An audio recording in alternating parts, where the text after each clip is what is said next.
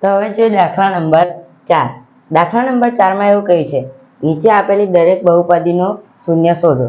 તો આ જે બધી બહુપદી આપી છે તેનો આપણે શૂન્ય શોધવાનું છે. તો પહેલા તો આપણે શું લખીશું? પહેલા આપણે રકમ લખીશું.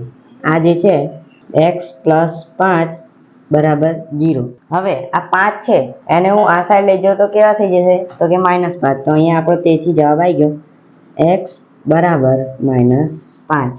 તો હવે જોઈએ આમાં પણ આપણે સેમ ટ્રીક કરવાની. અહીંયા પ્લસ હતું, અહીંયા માઇનસ છે.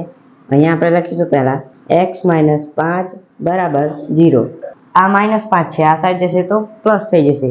તો આપણો જવાબ આવી ગયો x = 5. તો હવે જોઈએ ત્રીજો દાખલો. એમાં અહીંયા એવું છે p(x) = 2x + 5. તો અહીંયા આપણે પહેલા લખીશું 2x + 5 = 0. હવે અહીંયા આ જે 2 છે એને હું આ સાઈડ લઈ જઈશ. તો હવે જે દાખલા નંબર 3 એમાં છે p(x) = 2x + 5. પહેલા આપણે અહીંયા લખીશું 2x + 5 = 0. તો આ +5 છે, આ બાજુ જાય તો -5. તો અહીંયા થઈ જશે 2x = 5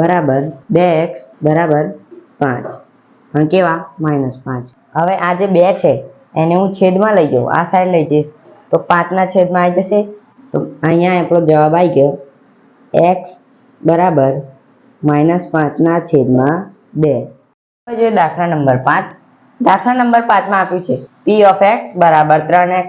તો અહીંયા આપણે લઈશું પહેલા 3x = 0. હવે તમે જોઈ શકો છો અહીંયા 0 છે, આ 3 છે અને હું આ સાઈડ લઈ જઈશ તો કેવા થઈ આ 3 છે અને હું આ સાઈડ લઈ જઈશ તો તે 0 ના છેદમાં આવી જશે. તો આપણે અહીંયા લખીએ x = 0 ના છેદમાં 3. હવે 0 ના છેદમાં 3 આવે તો 0 સાથે કોઈ પણ સંખ્યાનો ભાગાકાર કરીએ તો 0 મળે. જેમ કે 0 નો કોઈ પણ સંખ્યા સાથે ગુણાકાર કરે તો તે સંખ્યા પોતે મળે, એમ અહીંયા પણ 0 નો ભાગાકાર 3 સાથે કરે તો 0 જ મળે. તો અહીંયા આપણો 5મા દાખલાનો જવાબ 0 આવી ગયો છે. હવે દાખલા નંબર જોઈએ 6. દાખલા નંબર 6 માં આપ્યું છે આપણને ax. તો અહીંયા લખીએ ax = 0.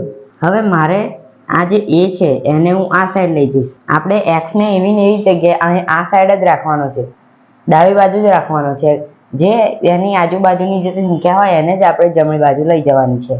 તો અહીંયા x ને આપણે ત્યાં જ રાખીશું, a ને હું 0 ના આ બાજુ આ સાઈડ લઈ જઈશ તો થઈ જશે 0 ના છેદમાં a. તો આપણે અહીંયા લખીએ x = 0 ના છેદમાં a. હવે અહીંયા તમે જોયું કે 0 ના છેદમાં કોઈ પણ સંખ્યા હોય તો જેનો જવાબ 0 જ આવે. તો અહીંયા પણ 0 ના છેદમાં a છે તો અહીંયા પણ તેનો જવાબ 0 જ આવે. તો હવે જોઈએ પ્રશ્ન નંબર 4 નો દાખલા નંબર 7.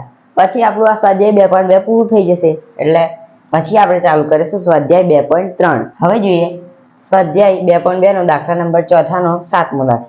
એમાં એવું કહ્યું છે p(x) = cx, આ કૌંસ નથી, c છે, cx + d. પછી છે c ≠ 0. એટલે કે અહીંયા એવું કેવું છે c = 0 નથી. c અને d એ વાસ્તવિક સંખ્યાઓ છે. તો અહીંયા આપણે જે ટ્રીક આપણે પહેલા જે આગળના દાખલામાં અપનાવી એ ટ્રીક અહીંયા કરવાની છે.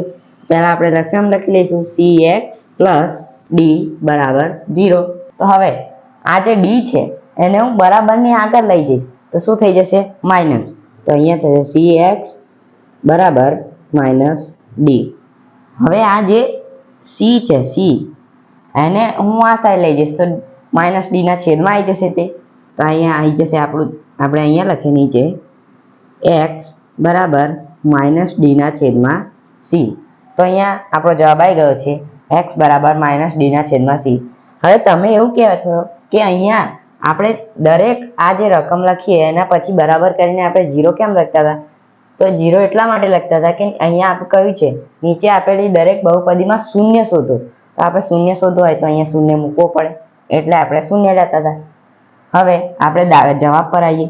અહીંયા તમે જોઈ શકો છો c ને હું આ સાઈડ લઈ ગયો તો -d ના છેદમાં આવી ગયું. તો અહીંયા આપણો જવાબ આવી ગયો -d ના છેદમાં c. તો અહીંયા આપણું સ્વાધ્યાય 2.2 પૂરું થાય છે. મળીએ આગળના વિડીયોમાં. ત્યાં સુધી જય હિન્દ, જય ભારત.